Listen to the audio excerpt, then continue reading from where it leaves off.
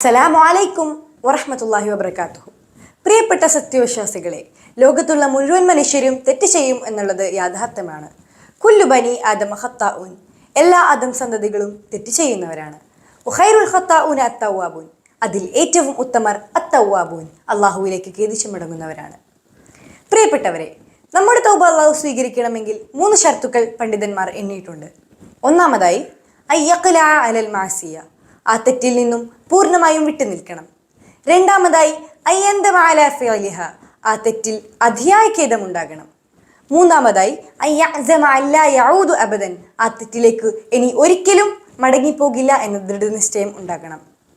ഈ 3 ഷർത്തുക്കൾ ഒത്തിണങ്ങിയാൽ മാത്രമേ നമ്മുടെ തൗബ അള്ളാഹു സ്വീകരിക്കുകയുള്ളൂ. അതുകൊണ്ട് തന്നെ നമ്മുടെ തെറ്റിൽ അള്ളാഹുവിലേക്ക് പശ്ചാത്തപിച്ച് മടങ്ങുവാൻ നാം ഓരോരുത്തരും ശ്രദ്ധിക്കേണ്ടതുണ്ട്.